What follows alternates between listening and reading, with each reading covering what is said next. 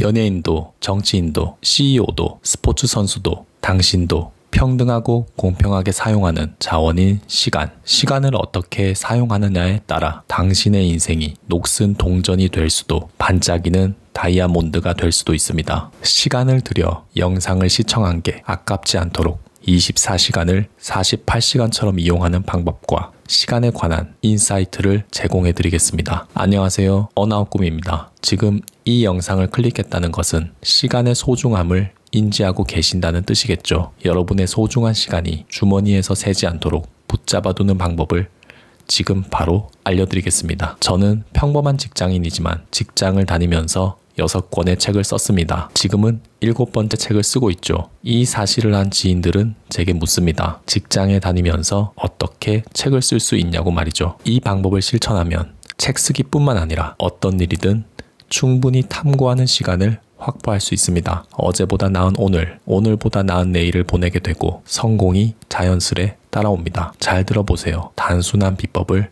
지금부터 소개하겠습니다. 우리가 보내는 하루 24시간은 다음과 같이 3가지로 나눌 수 있습니다. 첫 번째, 생산적인 시간. 두 번째, 비생산적인 시간. 세 번째, 기다림의 시간. 하나씩 살펴보겠습니다. 첫 번째, 생산적인 시간은 사람답게 살고 일상생활을 영위하는데 필요한 활동을 하는 시간입니다.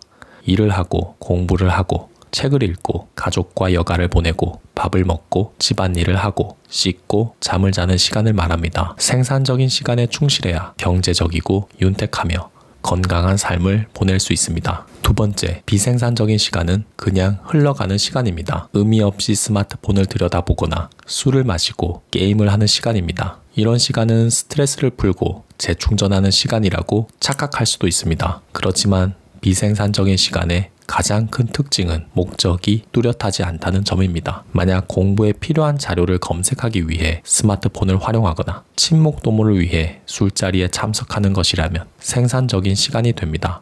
비생산적인 시간은 쉽게 말해 그냥 노는 시간을 말합니다. 세 번째는 기다림의 시간입니다. 기다림의 시간은 비생산적인 시간에서 생산적인 시간으로 전환하는 시간을 뜻합니다. 출퇴근 시간, 점심을 먹으러 가는 시간, 음식이 나오길 기다리는 시간, 거래처 담당자를 기다리는 시간, 친구를 만나러 가는 시간 등이 해당합니다. 원하는 것을 이루기 위해서는 방금 설명한 3가지 시간에서 나만의 시간을 끌어와야 합니다. 나만의 시간을 확보하지 못하면 늘 시간에 휘둘리고 하루에 쫓기게 됩니다. 오늘 해야 하는 일을 마무리하지 못하고 늘 미루는 삶을 살게 됩니다. 요점은 어떻게 나만의 시간을 확보하느냐입니다.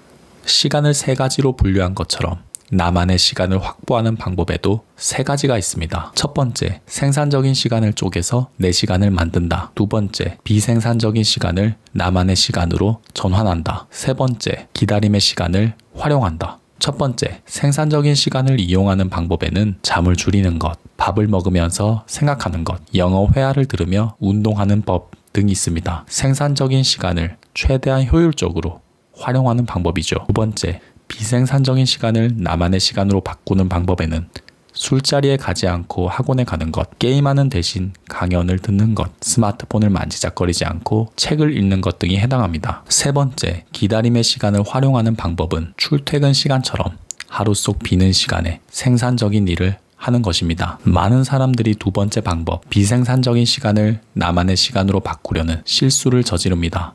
이 방법이 제일 좋지 않냐고요? 물론 시간의 효율만 따지면 비생산적인 시간을 생산적인 시간으로 바꾸는 게 좋습니다.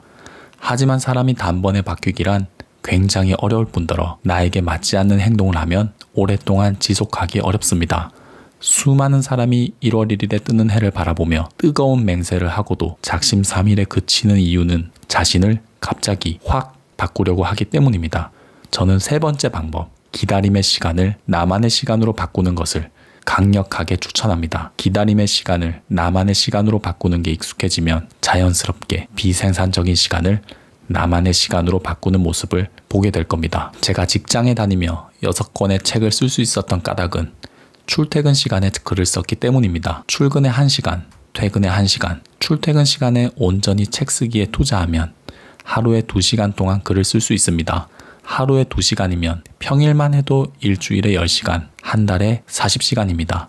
한 권의 책을 쓰는데 120시간 정도 걸린다고 가정하면 3달 만에 한 권의 책이 뚝딱 완성되는 겁니다. 놀랍지 않나요? 게다가 전철을 기다리는 시간, 지방에 출장 가는 시간, 누군가를 기다리는 시간 등을 합치면 하루에 훨씬 많은 나만의 시간을 확보할 수 있습니다. 어떤 행위를 하기 위해 기다리는 시간이 얼마나 많은지 계산해 보세요. 출퇴근 시간, 식사 시간, 약속 장소에 가는 시간, 친구를 기다리는 시간 등을 모두 합치면 기다림의 시간이 하루에 2시간에서 4시간이나 된다는 것을 알 수 있습니다. 내일부터 무언가를 시작하겠다며 수면 시간을 줄이거나 노는 시간을 나만의 시간으로 바꿀 필요가 없습니다. 나라는 사람은 내가 수십 년 동안 구축해온 단단한 성벽과도 같습니다. 수십 년 동안 쌓아올린 성벽을 하루아침에 허물 수 있을까요? 준비 없이 성벽을 허물려고 하면 제풀에 쓰러지고 맙니다. 기다림의 시간을 활용하면 놀 거 다 놀고 즐길 거 다 즐기면서 나만의 시간을 확보할 수 있습니다. 무리하게 운동하면 근육이 아프고 갑자기 과식하면 탈이 납니다. 무엇이든 조금씩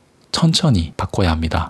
내 생활 습관을 단번에 바꾸려는 욕심을 버리세요. 기다림의 시간을 나만의 시간으로 탈바꿈하기만 해도 기적이 시작됩니다. 기다림의 시간, 이 기다림의 시간을 어떻게 쓰느냐에 따라 하루가 달라지고 한 달, 1년, 인생이 달라집니다. 여러분은 차 안에서, 버스에서, 전철에서, 카페에서, 약속 장소에서 무엇을 하고 있나요?